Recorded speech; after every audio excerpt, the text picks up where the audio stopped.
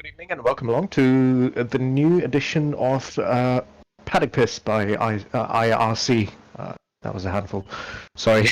This is me, BlackSheep. We're here joined on a beautiful Monday after the Belgian Grand Prix at Spa-Francorchamps. I'm joined by my trusty comrades, Maranellobaby, Adil Chinoy, and BaBa.G.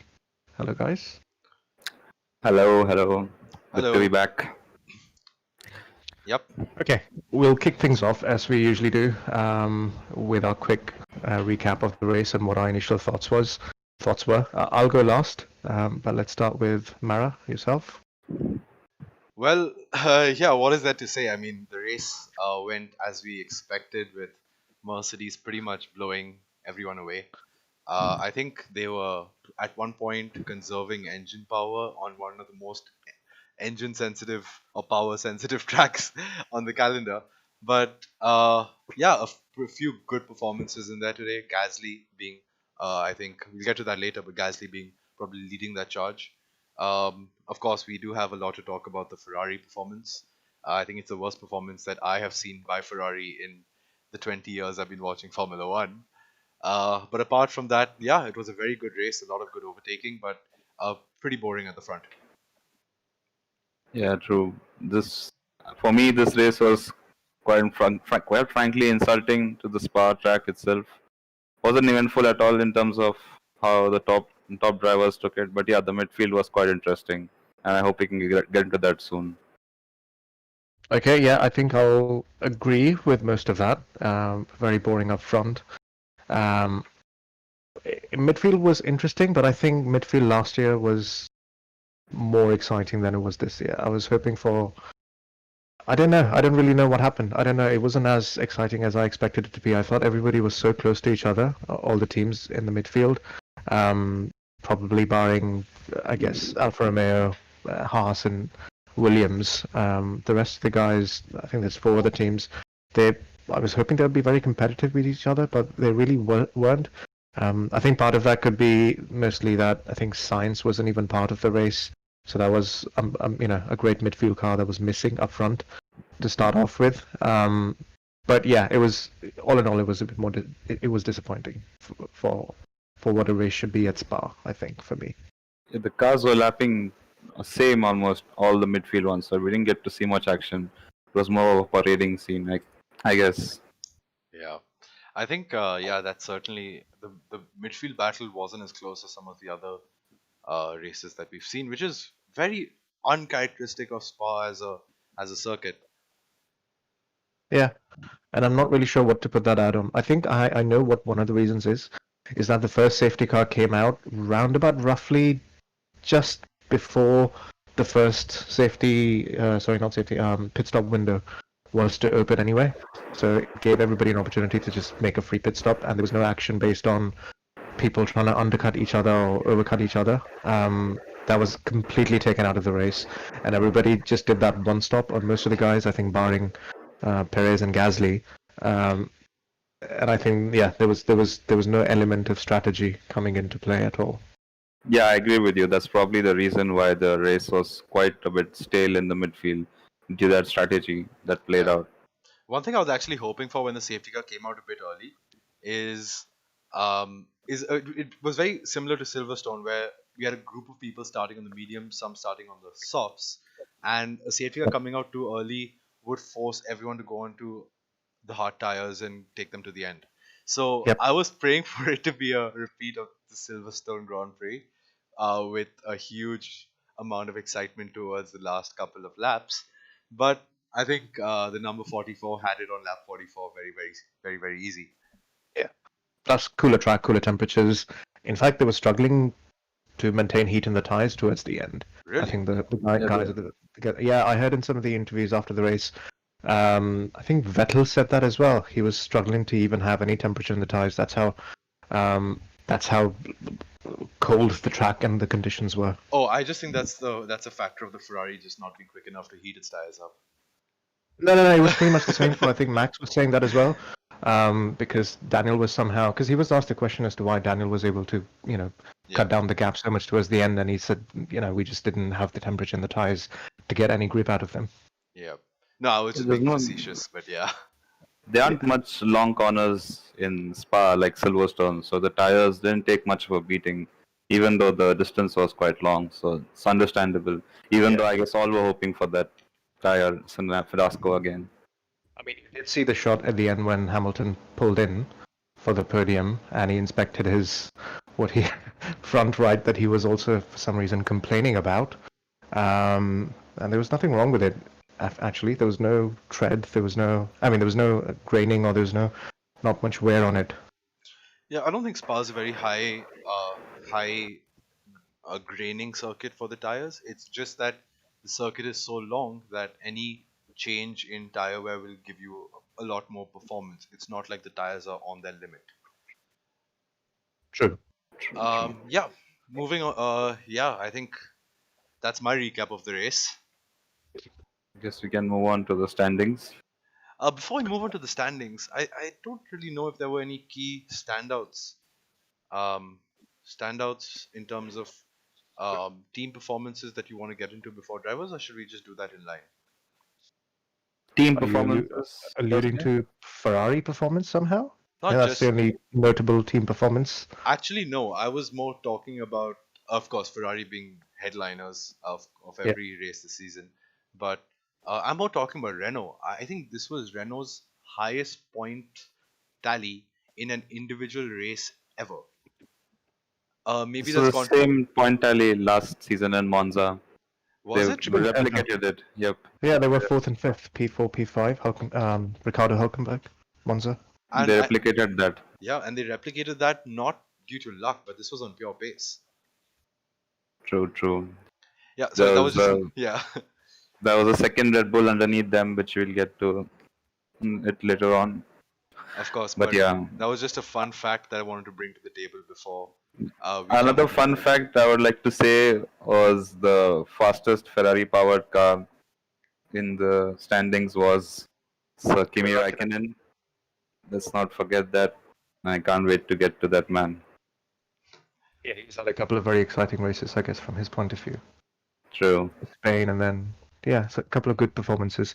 Okay, let's begin with our normal proceedings or order of proceeding, where we go through all the drivers as they finish the race, and we start from the bottom. And sadly, this time around, we're starting with Carlos Sainz. DNS did not even start the race. Was this something that happened when his car was being brought to the grid? Is that right? Yes, it was. it was an exhaust failure, I believe. Sorry, just I want to check if my stream is working. I apologize for switching, but yeah, I think it is. Yeah. He complained about heating issues in regards to the exhaust, and then when the team brought him in to check him out, it came an exhaust failure, and he couldn't start the race, which is quite disappointing because it's the second year in a row for him. And last year he couldn't start the race on his birthday, so it's just compounding effects. Yeah, I don't think Belgium is a lucky track for the future Ferrari driver. But Yeah, I think and that's a pity because the Renault engine was showing some ridiculous pace in a straight line today. I mean yesterday. Yep. Over the weekend. Yep. Yeah. Not much more to say about Sainz for me. Anything you'd like to add, BlackSheep? BaBa? No, I think it was notable that he's. I think it was good. Okay, so this whole talk about Ferrari and how Sainz might be disappointed joining Ferrari next year, I think has predominantly been going around or making the rounds amongst the fans mostly. But I think I was slightly surprised that David Croft literally just said that out loud on commentary yesterday as I think as Vettel complained to his race engineer, and then they cut to Carlos Sainz's reaction when he was holding his head down, and Croft mentioned that he wouldn't be disappointed. Yeah, he'd be quite disappointed or not looking forward to joining Ferrari, or something to that extent. I thought it was interesting that, like, you know, on the official commentary for the first time, somebody had mentioned that. Yeah. True. Yeah, they made it seem like it's impending doom for him, and which is most definitely is. Yeah. It kind of feels sad. Sorry, go ahead, please. BaBa. Kind of feels sad with how the two most talented drivers on the grid are going to be in Ferrari next year. The probably like unsatisfactory machinery, but that's just life. Well put. Um, Can- anyway, I think what I was gonna say is I think people are making a much bigger deal um, Science. of Ferrari, of the Vettel Ferrari relationship than it actually is. It was probably broadcast by Leclerc's frustration as well. No one is ever going to doubt that the Leclerc Ferrari relationship is probably bordering on romantic. Uh, but at the same time, and at the same time, there were some harsh words over the radio, including Ferrari telling him to turn his radio off yesterday. So I don't think that the Vettel Ferrari partnership is any different. It's just a driver being frustrated by um, an incompetent, not I won't say incompetent, but an underperforming team. Yeah, I wouldn't argue with that. Um, yeah, I don't know what else I can add to that. I think just to mention, we've lost BaBa.G for the time being. I think he's had a power cut.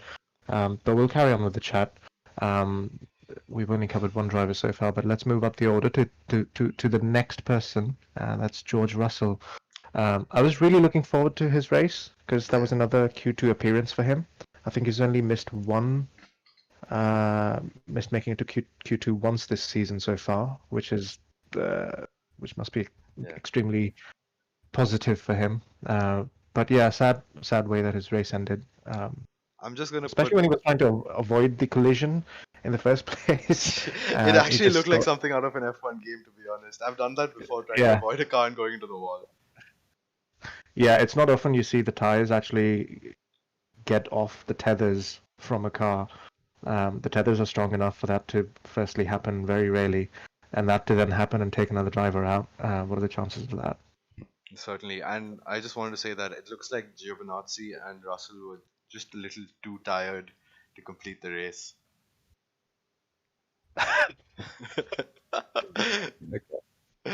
Right. All right. Yeah, but unfortunately, what happened to Giovinazzi? Do you think he lost it on the throttle or on the curb, or a bit of both? He lost it on the throttle.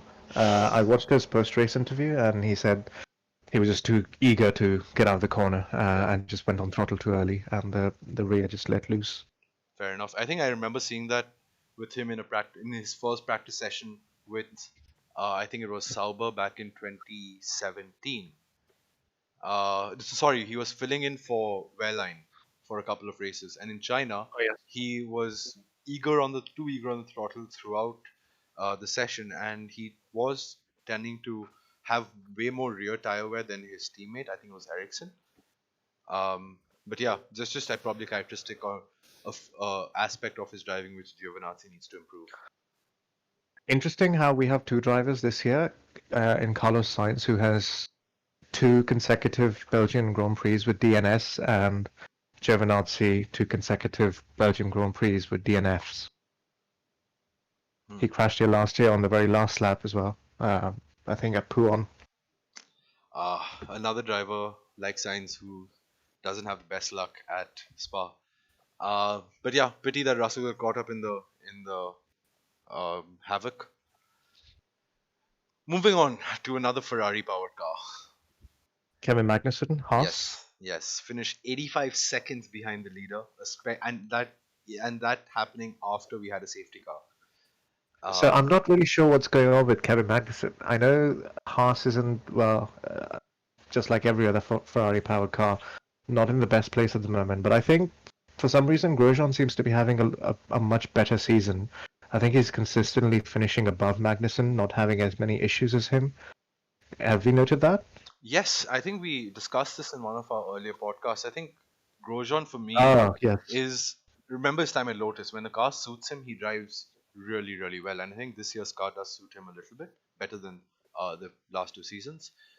It is certainly showing, and Kevin Magnussen being let's face it, a bit of a hothead, tends to probably overdrive the car at times. And I don't think the Haas has the downforce, and especially the fact that they're running aggressive downforce levels to combat the lack of power that the Ferrari engine has, is Yeah, causing Grosjean to probably stand out much more above Kevin Magnussen, at least be more consistent over the race pace.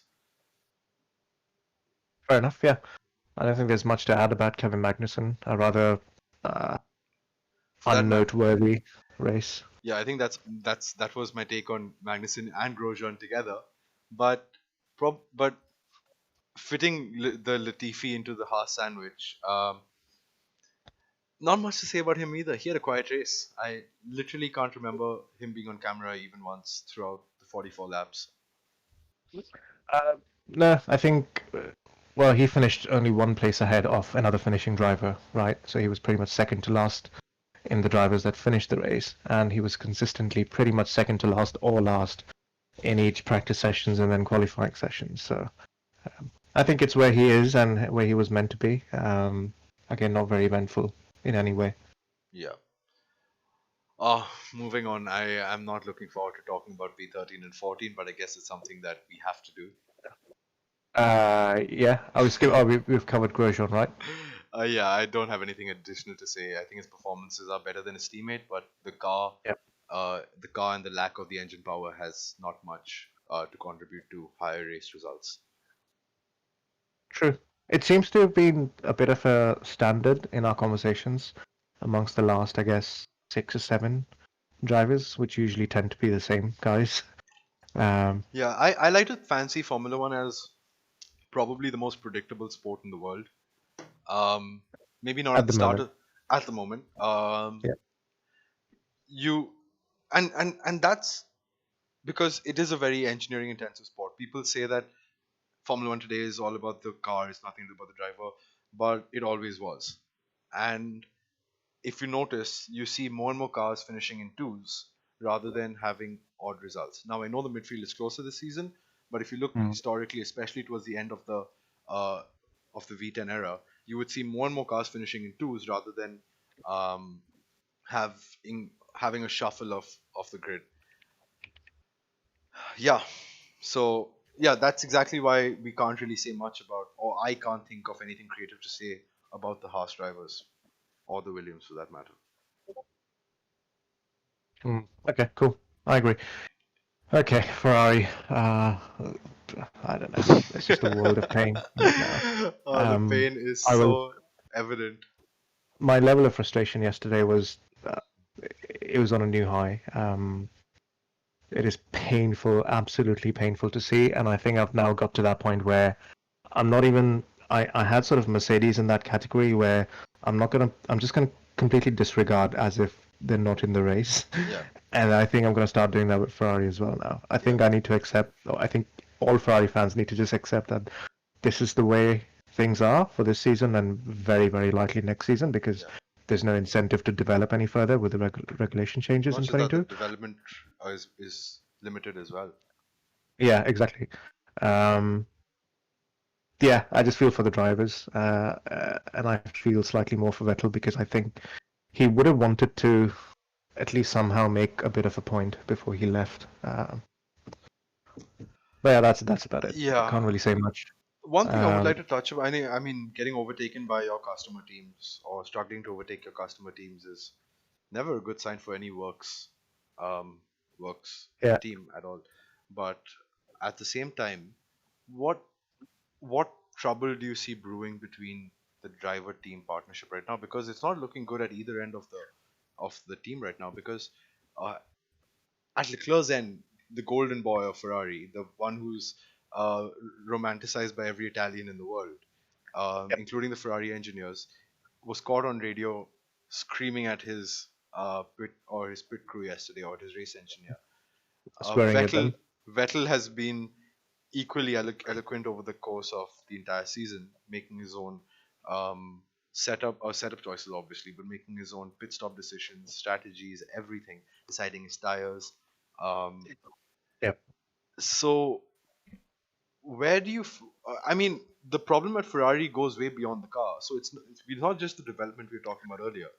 It's the fact that the team do not have the data, and when they do get it right, the drivers question them because they don't have any faith in the strategic uh, team at Ferrari. So this is a thing that goes way back to how the culture at Ferrari is. I think there's an element of that there's always been from the time of Enzo Ferrari, that drivers are expendable and not to be trusted, and they can't be given the same position in the team as team managers or the bosses and so on. So you find a team like Mercedes where engineers would trust the drivers. They would have chats and decisions would be made together. And Ferrari radio, you always you always see the drivers questioning something and the Yep. team simply saying, "Don't worry about it. We'll speak later. We can't tell you that now." And that, I think, that is a root of a lot of frustration that the drivers probably currently feel. I remember yesterday when Leclerc had the hydraulic issue. He asked why do we have another stop and why it was so long. It was simply just said to him that, well, we'll tell you later after the race. Yeah. I'm not sure how you feel as a driver. You've just been made to pit. You've pretty much lost every position. You've come out last, and then you've been told that don't worry about it. Just get on with it. I mean, how difficult is it for a team to tell the driver it's a hydraulic issue? Obviously, they were not doing anything illegal because they made no effort to hide it. So why not just tell the driver openly it was a hydraulic issue? Yeah. I don't know. It'll possibly put the driver at ease. He won't have to worry about his team any longer. He can focus on driving. That's what I'm saying. I think this has been ingrained in Ferrari culture. Yeah, and For a very I'll long tell you time. something. If Ferrari had the 2017 chassis with the 2019 engine, which would probably be the greatest car I've ever seen in my life. Yeah. Even then, with the way things are, the team, they would not be winning, regardless of how strong or even if they had the pace advantage of Mercedes this season. Yeah. BaBa.G's back, by the way, guys. Welcome back. Sorry for the inconvenience. The return of the Jedi. The prodigal. You're right. The prodigal You're child right. returns. Even with the 2017 chassis and 2019 engine, they wouldn't, because they would just fail on strategy. I mean, we know that 2017 and 18 probably 18 definitely, I think, slightly more than 2017, or the other way around. Yeah. But either way, they had the car to win a championship, and it's just failing at strategy, not respecting the drivers or how they're feeling, or taking their feedback, live feedback on board. Yeah, it's always been a handicap for them. Yep, certainly. Yeah, I think that's all my take on the Ferrari. I just hope that they sort out the dynamics of the team. Maybe they need a sterner team principal in, not for the drivers, but for the engineers, for the strategic department, all of that. Because I think Binotto's a little too lenient. He's a great technical director, but I'm not sure about his capabilities as a team principal. Yeah. Moving Yeah, on. BaBa.G? Sorry, Baba. No. Ferrari. Yeah, we haven't heard you talk about Ferrari yet. I mean, it's fine. You can go on. I want to say that I think obviously that their strategy is extremely lackluster. But I guess Mercedes actually pulls out way more stronger strategies than they usually given credit for. So I don't know about that. Probably what you were saying along the lines of the chassis and engine combination, they could have taken it away purely on competition.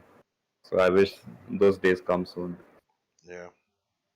That would be a beautiful day. And I think the Ferrari, comparing the dominant Ferrari era to the dominant Mercedes era, there's one thing they have in common. They read live information better than anyone else on the grid.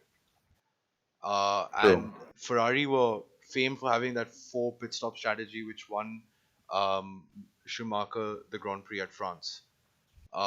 Decisions like that, which are extremely out of the box, but at the same time give the driver the edge with an already good car. If you do that with Charles Leclerc, you are not going to lose. So what Schumacher had so what Schumacher had in addition to a fantastic car was a safe space that was created by the likes of Jean Todt and Ross Brawn, where there was a massive amount of trust between all of them, and there was a lack of, not much questioning of each other's decision or mistrust of, what the other person's going to do. And I think that was a great environment, and that's what's been missing. I was gonna say the exact same thing of BlackSheep touched upon. These guys don't have Ross Brawn and John Todt to help them out in the pit wall. Those guys are legends in their own aspects, irrespective of if you bring in Schumacher into the picture.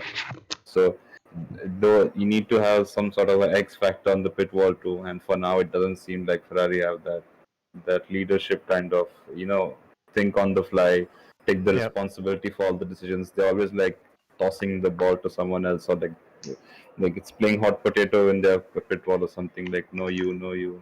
So that's quite Well, they weird. seem to be just responsive to the situation as it unfolds, as opposed to making their own decision and trying out whatever they need to try out. True, I I agree think. with Okay. Yep.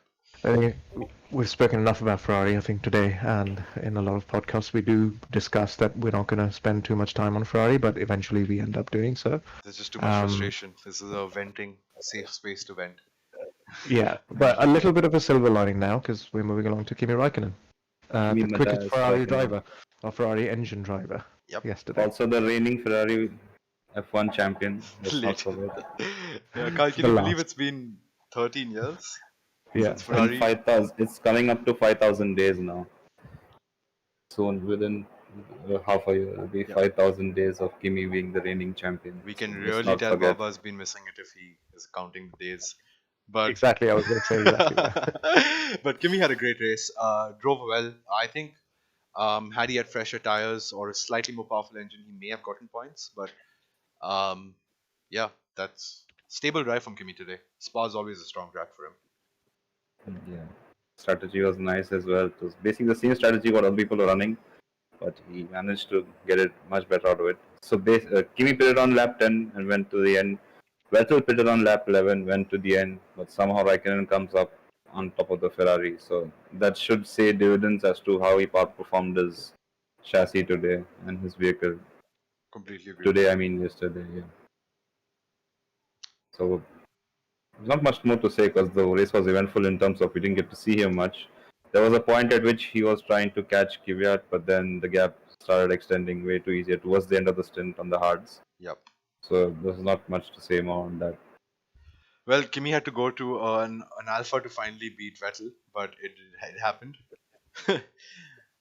Yeah, he wasn't demoted; he was promoted. That's Of course. Yeah. Anything else on Kimi, BlackSheep? No. I think great race. I'd like to say that Giovinazzi was only round about 2/10 off him in qualifying. I'm not sure where I'm going with that, but yeah, just wanted to bring that out. Good drive, good quality by Giovinazzi. Yeah. Kvyat, interesting performance, ups and downs throughout the session. Do you think he maximized his race result? Baba, where did you go? I think he started on the wrong tire in terms of where he was supposed to be put, but it worked out towards the safety car.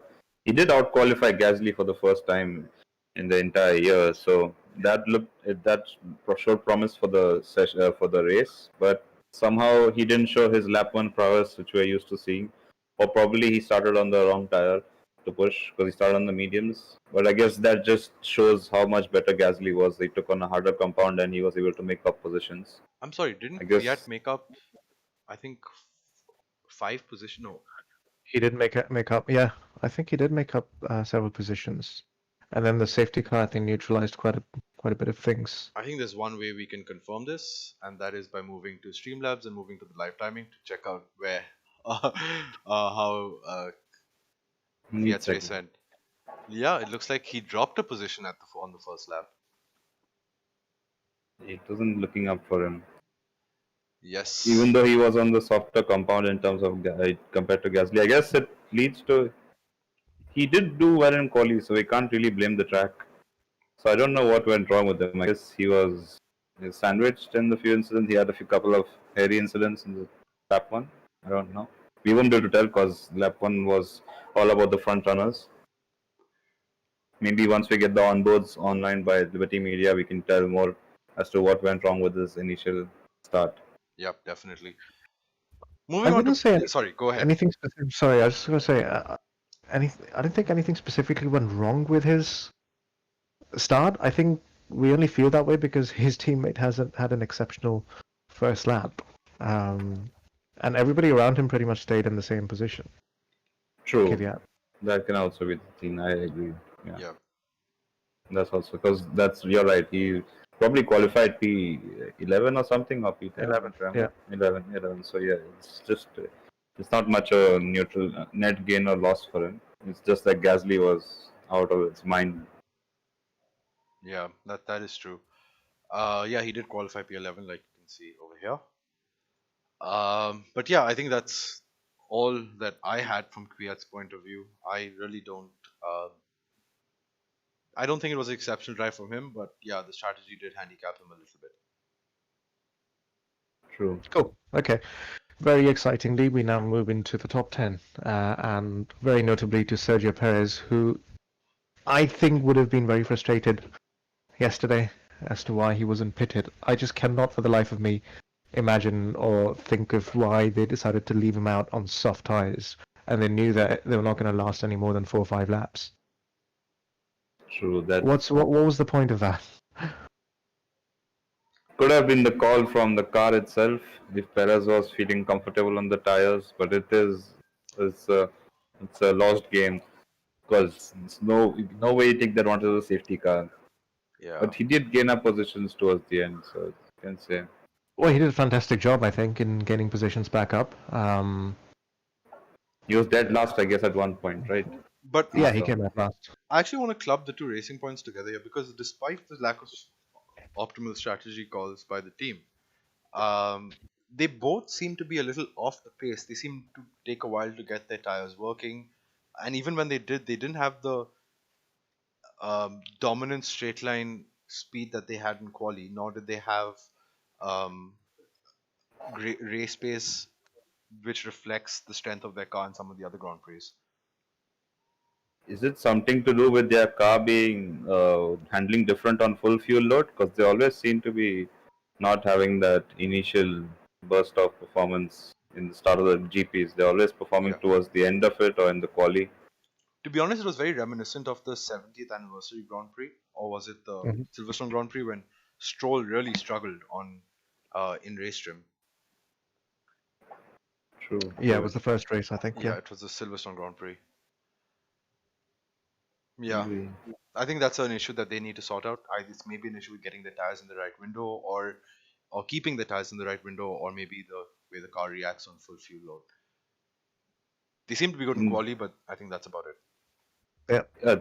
That being said, we discussed about how the midfield were lapping almost exactly the same way. So the fact that Gasly and Perez could actually make up positions from the back of the grid just shows that they were 1 inch ahead of everyone else.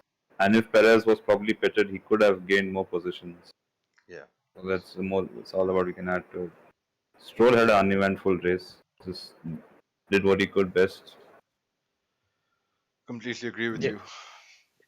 Coming on to Pierre Gasly, to be honest, my driver of the day, despite being a little screwed over by the safety car, he did Mhm. jump back well. He's making more and more of a case for himself for that Red Bull seat. Let's be honest, like his performances cannot be ignored by Marco or Christian Horner for much longer. True, true. But they're all about PR, and I don't think it'll look nice when you just demote and promote all the time. They need to be more about PG. Okay, so one thing I'm going to say about Gasly, wasn't he around P8 when the safety car came out? No, He okay, yeah, was P5, right? Because he he didn't was pit. P4 when he didn't pit and everyone else went in. So No, so before that, before the safety car came out, yeah. he was probably P7 or P8, I think, somewhere on there. Let's take a look. Correct. So Let's check the timings. We've got what I'm this trying to up. get to is it wasn't a massive gain leaving him out, right? Because he could have done, let's say, if he's, I mean, he was hamstrung because he started on the hards. But could the team have brought him in, put him on softs, gone aggressive, and then for another soft stop instead of staying out on the hards, falling behind? Because as soon as the race resumed, in about 3 or 4 laps, he was back at P7 and P8, where he basically was at the start of the safety car. So it True, didn't really but seem to give him any advantage leaving him it out. was the tire which screwed him over, right? He couldn't go on the mediums, and going for a two-stop would be not ideal because of the times people were doing. They were quite close to each other. It would be a huge task to go through traffic and actually make up so much time. I don't know No, if no, he no. could have done it or not. That's what I disagree with. So he was around P8, and if he would have pitted, he would have remained in P8. And the fact that he didn't pit, he stayed in P5, And then in about 3 laps after the race resumed, he was down to P8, and then he pitted again. So it didn't seem to make any difference at all, right? So he could have Yes, easily pitted, stayed in P8, but got on to the soft tires, made up some positions, and done this, the final stop that he eventually did.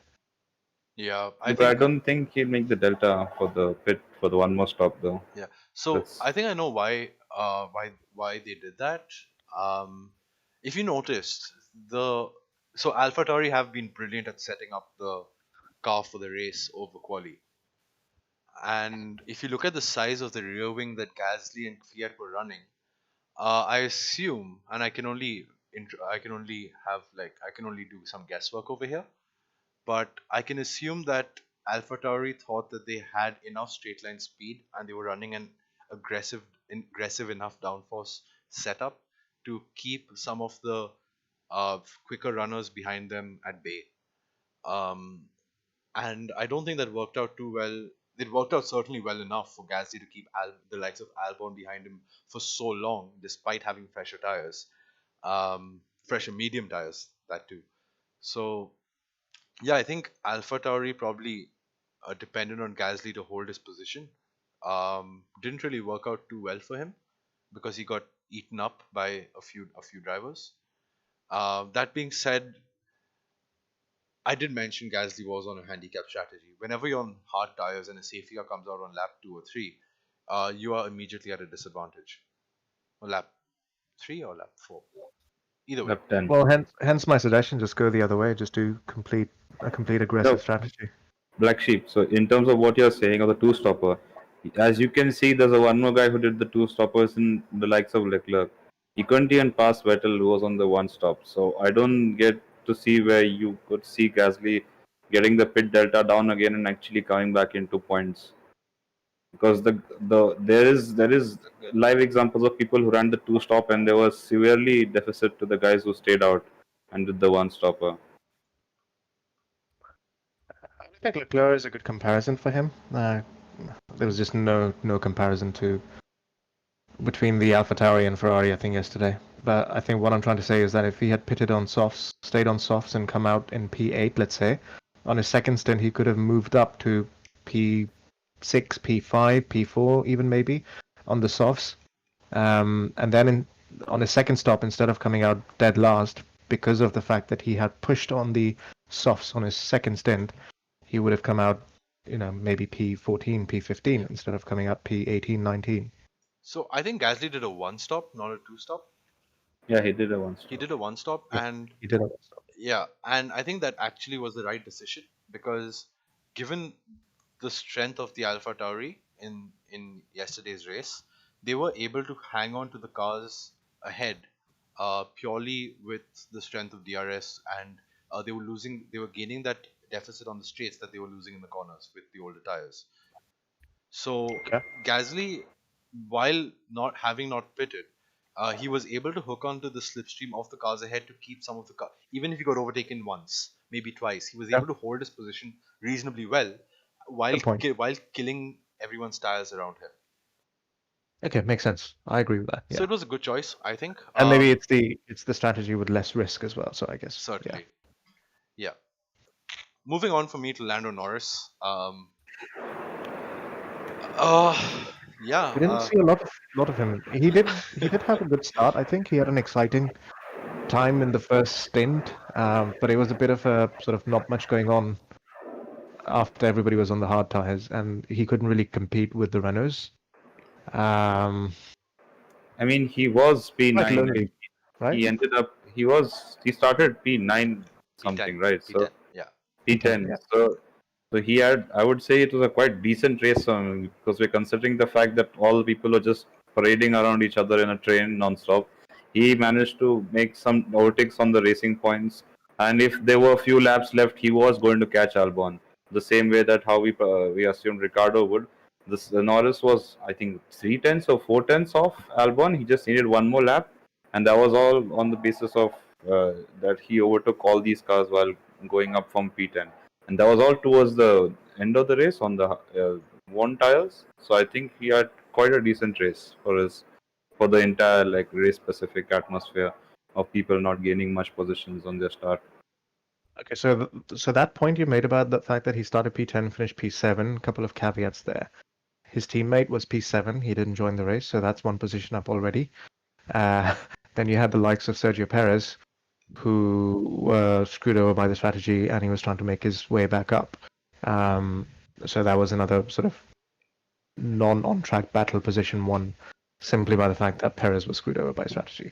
Yep. So that's a couple of quick positions. But what I was trying to say is that he didn't. He had a few battles at the beginning of the race, but then I guess he was just in a sort of train by himself with not anybody else to fight, because there was obviously not going to be any challenge from anyone behind him for the Ferraris or Raikkonen or Perez just ran out of laps or tires towards the end, and there was nothing he could do up ahead with I guess Gasly and Albon in the Red Bull and the Renaults with the speed. Yeah, I agree with you on that. Because him catching Albon was also purely on Albon trying to extend his mediums past 33 laps. So Yeah. I agree with you. Great. Yeah, I think Norris did. I don't think Norris would have overtaken Albon, because purely.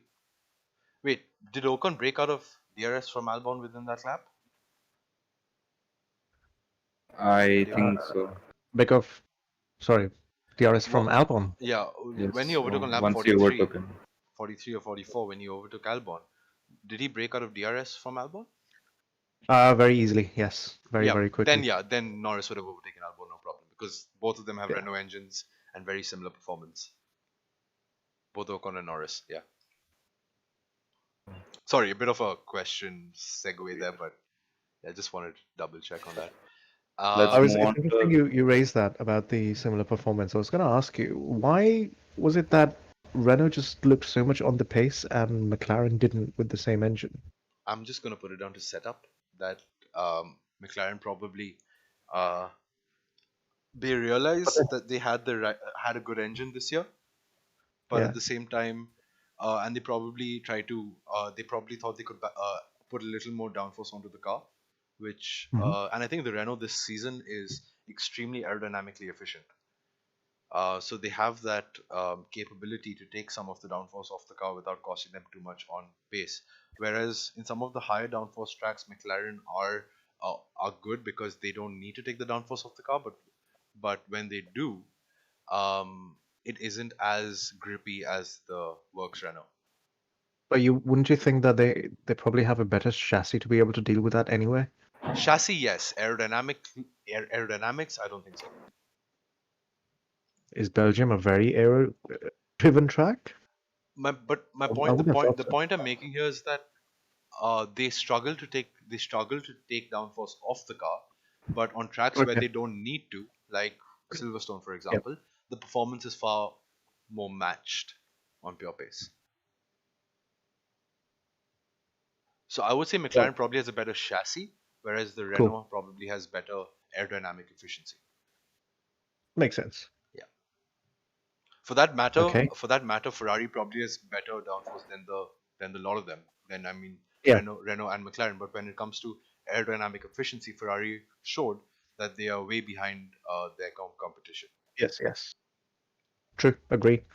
I'm not really looking forward to this one because I know BaBa is probably going to have a rant about Albon once again. But go on, BaBa. Let's cue you up first. Get you out of the way, and then we can move on. It's okay. I only have a few things to say.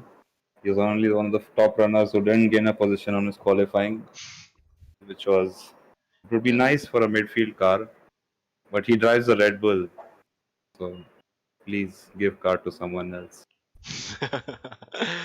I'm Short done. and sweet.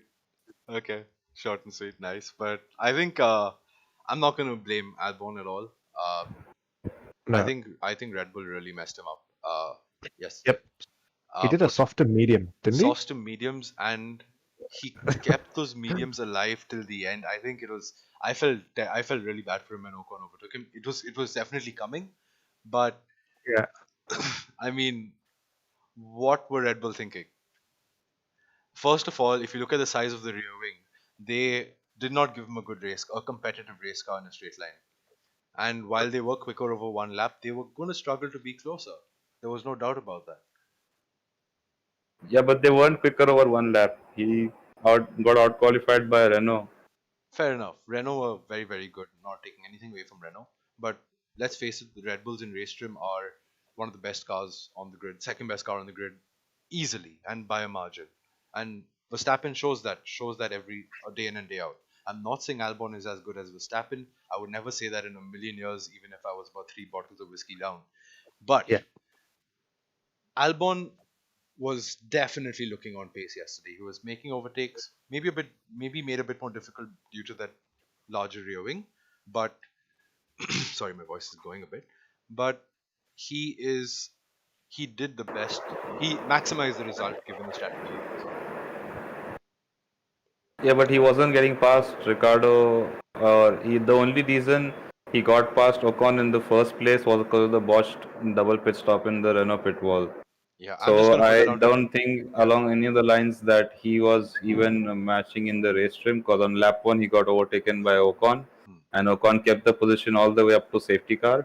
And then post that, Albon was on a fresher tire compared to Ocon, so it's naturally Yeah, assumed that he's going to be faster. So I didn't see at any point in the race where he showed the strength that he has, that he usually shows in race trim, other yeah. than turning the AI down to 50 and then overtaking from 20 to P6. No, I understand that completely, Baba. But my entire argument here is that um, losing a lap place on lap one isn't too much of a big deal. It's not very car dependent. It's more on whatever else. But I think that being stuck, let's face it, he was on all the wrong parts of the track, and not his fault, but purely either a strategy issue or luck or whatever it is. He was always stuck in DRS straights, so getting through traffic was that much tougher for him. Yeah, but he was sort of in clean air post the safety car. But that again is in terms to his tire. The tire was giving out in the end, and that I'll give kudos to him for how long he kept Ocon behind him, even though his tires were wearing out lap Yep. by lap. So yeah, it's fine. So what you're saying is that it's his fault he was there in that position in the first place. If he had a better qualifying, he would have had a much better He race. either he qualifying is another thing altogether. He's been failing that non-stop, so that is fine. That is something I So agree about the on. Yeah. lap one, that is a lap one. Everyone is praising his race strength, but he got smoked by Renault in lap one in terms Agreed. of where he could keep the position. And Right. post the Lecom section, it's all a train. We know that he missed the jump for the most important part of the race. Okay, I'm going to mention something about lap one that you're saying. Ocon's quote unquote overtake on Albon on lap one wasn't as much of an overtake as it was just the conditions at La Source, usually at Spa on lap one. He just didn't find himself in the right part of the track with the cars around him. I remember at the exit of Lecom is where he had a slight snap of oversteer because Albon was right. He was literally, sorry, not Albon. Ocon was sitting on the curbs on his left, so he didn't have as much. He realized suddenly that Ocon is next to him and he doesn't have as much room, and that sort of compromised his run up to, the Kevin Straight. So I don't think Ocon's passing Albon was as much an overtake as it was just how lap one was. Yeah, but that's Your the same second for point, everyone, right? Everyone yeah, it is the faces same the for issue. everyone, but I think it's not really that it was nothing he did wrong or his lack of pace or his lack of performance. He got caught out by just trying to be over careful at lap one. True. Okay. Yep. Okay. Your second point you made after the pit stop that he was basically in clean air or he couldn't get past the Renault. You've got to remember Renault is very very quick, and your No, run he from was third. past the Renault. He only got past the Renault because of the safety car. Otherwise, he was sitting behind this Renault pre-safety car, and then post-safety car he was leading, and then the Renault caught up to him Yes, my towards bad, the my end. bad. So he was sandwiched between the two Renaults, but the start of the restart of the safety car, he had Daniel Ricciardo ahead of him, who was in great slipstream from everybody ahead of him too. Um, and that Renault was very quick in a straight line. Yep. Another point we didn't bring up is how Albon couldn't catch Ricardo on a softer compound. That's another different topic entirely. We had the safety car restart to do that. So again, And I'd give you that, but I think Ricardo was somewhat in I don't know. I think Ricardo truly had a fantastic race. I mean, for some reason, Yeah, he he was was just definitely in the zone. quicker than everybody else on the same tire with the fastest lap on the last lap. So I think I'd put it down to the fact that Ricardo just had too much pace on too much speed, and after the first 2 laps after the safety car restart, he probably would have been in somewhat in the DRS range here and there to Verstappen anyway. My point is, it would have been difficult to catch Ricardo, especially in a straight line from turn 1 to turn 5, and then for the rest of the lap, you're just sitting behind somebody with not much opportunity to overtake. True. You can And move on. mediums can, like, if with mediums, if you don't make the move initially and sit in clean air, then you just compromise, which is exactly what happened. His tires just fell away after that, and Hards actually were doing very well yesterday. We saw that with Gasly in his first stint, and pretty much everybody else, they comfortably lasted to the end of the race, which mediums wouldn't have, and I think Albon would have known that, so he would have been slightly more conservative on his tires, because stretching mediums for 36 laps, man, that's a big ask. True. That I'll agree with you. Yeah. So we can move on to Ocon now. Had a decent best qualifying, I guess, for him all season. I think it's his best result in the season so far in a race, isn't it? True. It is. Fine. I think it's overall also best result, if I'm not wrong. Is it? Overall best result? Yes, I think don't so. think so. Even during his racing point times, he got shafted in the Spa race. That was the only time they were way up. Let's do a bit of research on the fly, shall we? Yes, why not? On best result. Let's. I could be wrong. I hope I am. Didn't he have a fantastic result at Spa last year itself? Because Racing Points were Last year he wasn't P4. racing. You mean? Sorry, 2018. Yep. Force India. Yeah. That was there. I think they got the incident with Perez, or was it the year before that, 2017? I'm not sure. Yeah, I'm looking at all of his results. He's had a P5 in Mexico before with Force India.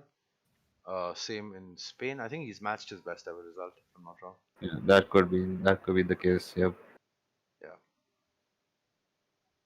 Yeah, I guess it's matched good performance by him, and he certainly. Not bad. I think for the first time this season, he's actually showed up. I don't mean that in a bad way at all. I mean, it does take a while for a driver to get accustomed, especially while being out for a season. And he is a good driver, I think he's proved. And to stay on the radar of Mercedes for so long doesn't happen very easy. So yeah, kudos to him, and he certainly clawed his way back into the race by overtaking a faster car that is the Red Bull. True. And he almost kept the net position which he had at the start of the race, which he worked hard for. So I guess that's all he could have done the best, because Ricardo was on another level. I guess we should talk about Ricardo more now. Both the Renaults kept their positions from the start. Daniel Ricciardo, brilliant qualifying, brilliant race. I was honestly hoping, I don't like hoping for an incident, but I was hoping that one of the Mercedes would have an issue so that Ricciardo would finally get his podium, because it's fun to see him up there, let's be honest. He's a fun driver to watch. Now that you mentioned it, the most exciting point in the race for me is a point where I actually jumped out of my seat and almost had a shout, was when Hamilton said loss of power. True. That was, I think everyone held their breath. Mental, and I was like, oh my god, Daniel Ricciardo's going to have a podium. It just shows what Mercedes have really done to the sport. Not in a bad way, but not like anything wrong that they've done. But they've just built such a dominant car that people are hoping that something goes wrong just for some excitement and some shuffling of the podium. They've not even built a dominant car for the speed. They've built it for the reliability. So we're not even having any sorts of DNF. That's even worse, man. Yeah, I think Germans are give us something. Germans are known for one thing. It's their beer and their reliability. And I don't know how the two go together. But anyway. I think beer is the reason for reliability. Dude, we were talking about it while we were watching the race with the IRC team, and we were watching the race. We were like hoping, we started having an argument about should Hamilton have the retirement or not. And I'm like, let's just give all the top three the retirement and let's have Ricciardo win the race for all I care. And then that's the only reason when all of us have unanimous agreement as to how the DNS should go about that Ricardo should probably win the race with Do you 3 think retirements on top. that would have been something? When was the last time Renault won a race? Alonso era? Yes. No, yeah, Alonso 2009, I guess. Oh shit, The infamous one. that's a long time ago. Maybe. Yeah, Singapore. I think the Lotus Renault, if you're counting, then recent quite. Yep. But 2008 Japanese Grand Prix. Wow, 12 years ago. do you think Ricardo deserves a drive with Mercedes? Do you think that he would probably be a better second driver to Lewis Hamilton? Or do you think he'd be better than Lewis Hamilton? I think he'd beat Lewis Hamilton hands down, but I think he would. Yeah, I think he Yeah, would. and I But think he I would think be. he's getting there, isn't he? Slowly. He's going to be in the McLaren next year with a Mercedes-powered engine. So I think he's going to have a great. I don't I think mean, you can see a 28-year-old driver is really getting there, especially not one. I was Uh, exactly about. That es- was going to be my next point. Especially not one who's taken it to Max Verstappen. He's beaten Max Verstappen in more seasons than Verstappen has beaten him. True. That's just a fun fact for all of you who think Verstappen will win a world championship or is world championship material. He certainly is on pace, not mentality. I will argue that to my grave. But anyway, back to Ricardo. If he was in the Mercedes today, there is no way in hell Lewis Hamilton would have beaten him. Absolutely no way. True, I would say that. The T1 would be so much more interesting. You won't see the Yeah. backing out attitude of the bot himself, but yeah. Yeah. So, And I'd love to see Ricardo in a car which has the front grip for him to be later on the brakes. I am genuinely looking forward to next year. Ricardo in the McLaren with a Mercedes engine. Yes. They Yeah, have a let's, fantastic chassis, and I think they have every opportunity to take it up let's to hope the we're front not runners. disappointed because this seems really good on paper, but most things that Let's look not good on jinx. Let's not paper. jinx it. Ricardo, McLaren's going to be crap next year. Let's not jinx it, please. Okay. I'm No. What if we say it will be crap and then we're knowing our luck, just We be like, jinx the crapness. yeah. Okay. Okay, let's move on to Crash Tappen. Okay, now Max. In all honesty, he's improving tremendously in terms of mentality. I know I made a few comments earlier, but Yeah. that's his younger days. He's certainly maturing into a very dangerous. When I say dangerous, I mean in terms of competitiveness, not in terms of his earlier days. Sensible. But yeah, sensible driver. And when I say sensible, I don't mean slow and steady. I mean very fast and steady. He certainly outdrove the car in terms of keeping Bottas honest. That's the most he could do with given the car he has and give the pace deficit to the Mercedes. So yeah, kudos to Max. Quiet race overall. Kept Bottas honest. Well, not much else to say. Given the Yeah. top three, given the top three, they're all driving literally the race on their own. So not much to say about all of them. Literally everyone's driving in clean air. No one is feeling the heat from anywhere. Yeah, So it's pretty much the order of this season now. It's becoming the norm. Verstappen yeah. is pretty much by himself, and the Mercedes are up front. I have a fantastic suggestion, which I'm sure everybody will agree with here.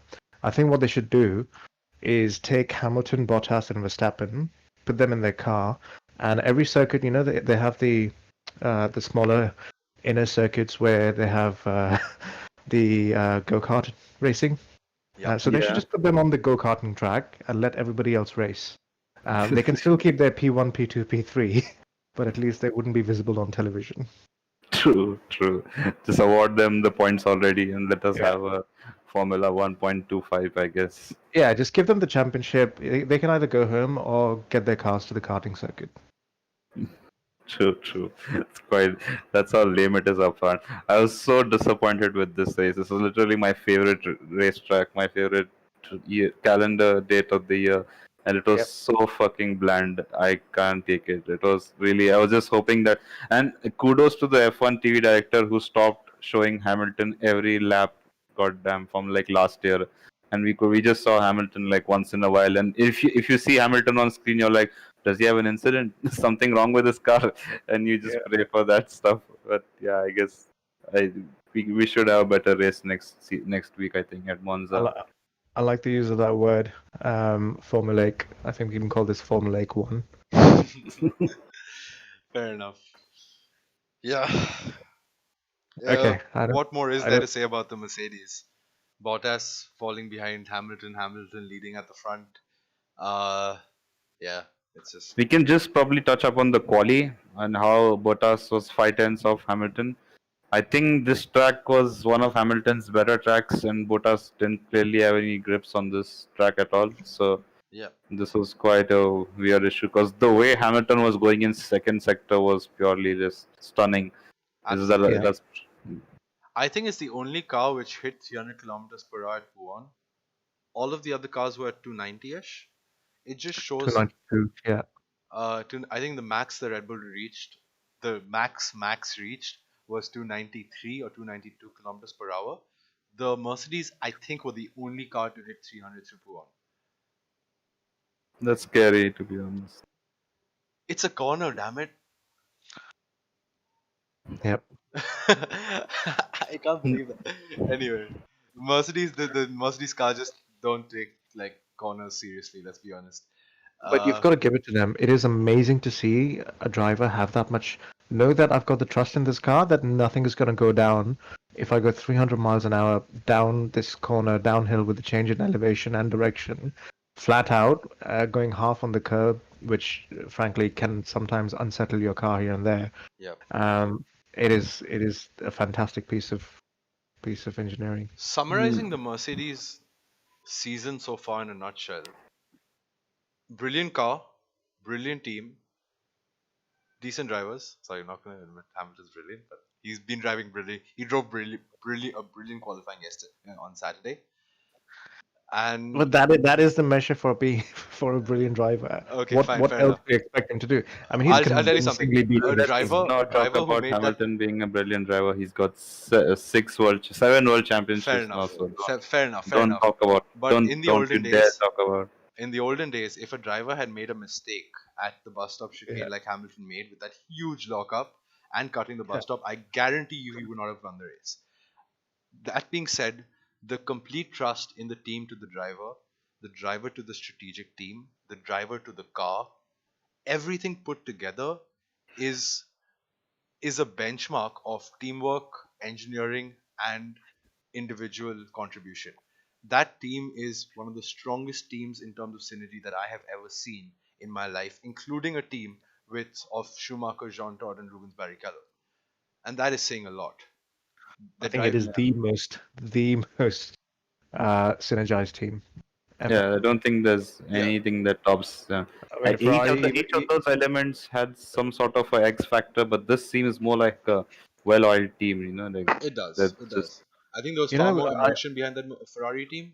This is pure um, efficiency. I saw a post-race interview with Hamilton where I think he was asked something to the extent of like, how's the environment in the team and how happy is the team when he went back after the race with your win? And he said the mentality of the team right now is such that when I went back into the team, into the paddock and the garage and the team room, everybody the strategists had already started talking about discussing about Monza next weekend and planning for that and how they can build the right car and setups for the next season. That's how ruthlessly hardworking they are in their mentality. true. But I would like to say that I think they're just bored of winning, but no one will believe me. so, so I guess that's fine. I don't think. I, Do you think we're discussing on how Yeah, to win the race, or how to make it interesting? yeah. Just take a tire out of Mercedes and remove the eighth gear. They'd still win. Hamilton did it in Silverstone with 3 tires. You can do it in Monza. Okay, I think we should summarize our review right now. But now, let's Yes. give our final DOTDs and what we thought the race. Let's start with you, Black Sheep. okay, so I'm gonna say yesterday was the first time ever that I actually voted for a driver of the day, and I actually voted for Ricardo because I genuinely thought that was a fantastic performance in qualifying. Even though I was torn between Gasly and Ricardo for much of the race, as soon as he did the fastest lap, I was like, yes, I'm. It's like I was right in my vote for him. Um, Nothing taken away from Gasly. I think in a rather boring and dull race yesterday, those two guys were the only people that made it somewhat watchable. True. Yeah, I Mara, think what do you think? Ricardo had a bit of a lonely race. But that's not always a demerit for the driver. It's just mean he was that much quicker than the rest of the field. So yeah, certainly I'm going to say that it was between Ricardo and Gasly for me as well. Uh, with Albon on the fringes of it. Uh, but yeah, for me, I think the fact that Gasly was handicapped by his team and had to fight through his field a bit, and also the fact that I wouldn't want to give, I would like to give a different driver of the day to BlackSheep. It'd probably be Gasly for me. Yeah, I would like to summarize by saying that Ricardo, obviously, mad week for him, totally in the zone from start to the end. Just showed how he managed his tires and got the fastest lap. But I guess I'm more of a flashy guy, so I'll take that Eau Rouge overtake on the inside by Gasly any time of the week. Yeah, we didn't talk The way about that. he kept Yeah. his foot planted. To do it on the There we go. outside is Yeah. one thing.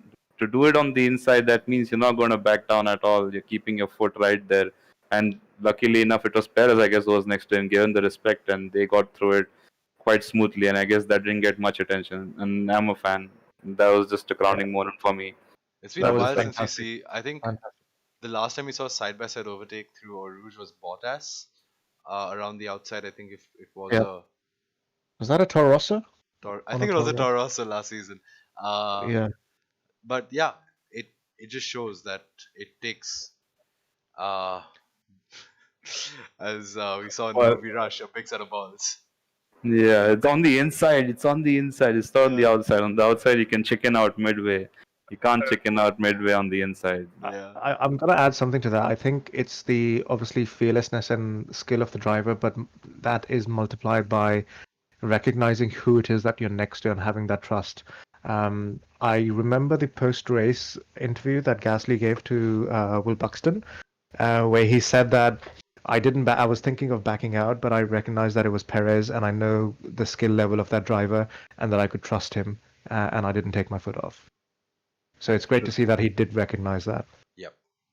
It's a good summary to the race, I guess. I'm gonna. We've got, please. I have a bit of a suggestion now that we just went through our driver of the day.